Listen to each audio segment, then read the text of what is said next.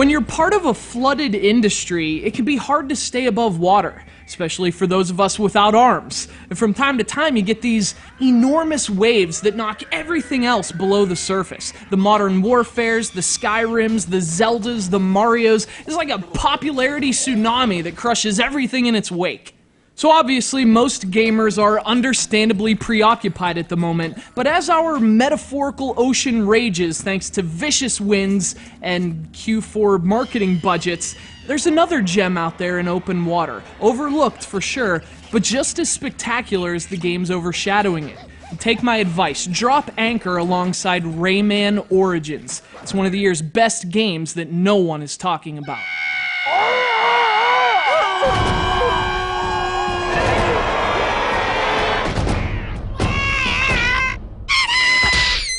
Rayman Origins is a very special game. In fact, this is the kind of game that comes around once a generation. For some topical context, this is a platformer like Mario, only it's more charming. It has a fantastic art style like Zelda, but it's even more stunning. It's been as critically acclaimed as Modern Warfare 3, but personally, I've never had as much fun playing Army Men as I have playing Rayman Origins.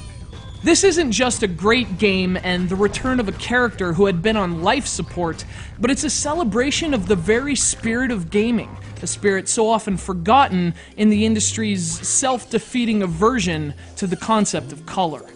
And Rayman Origins is, in many ways, colorful. This is a 2D platformer that brings Ubisoft's limbless wonder back to his roots, throwing players into a wacky world with strange creatures, surreal landscapes, and a playful exuberance that would fit into a Clampett or Chris Falusi cartoon as well as a video game.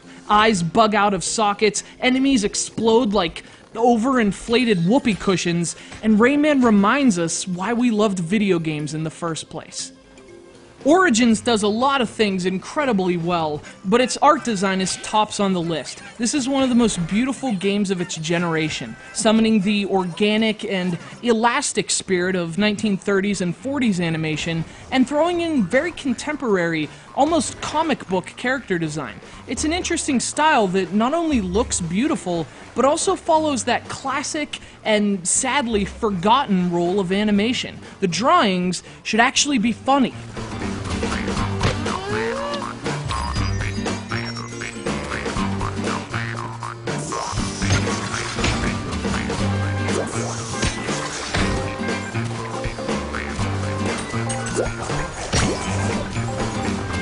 But the game's humor is derived from more than just its characters. The levels, the objectives, even the gameplay itself. There's an underlying sense of humor here that defines Rayman Origins as much as its art style. The game really tries to make sure you're always having fun, above all else, and that focus never fails.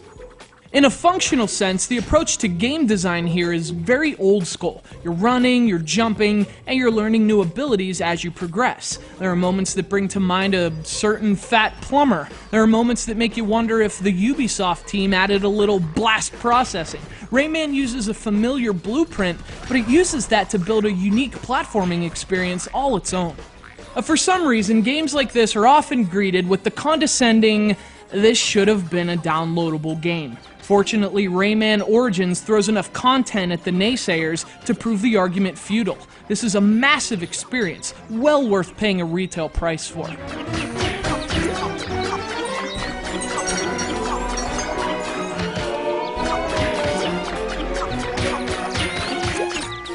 It's colorful and bold, it's fun and joyful, it's familiar yet exciting. Rayman Origins is everything a video game should be, and in a sea of blockbuster releases, it's one of the best of the year.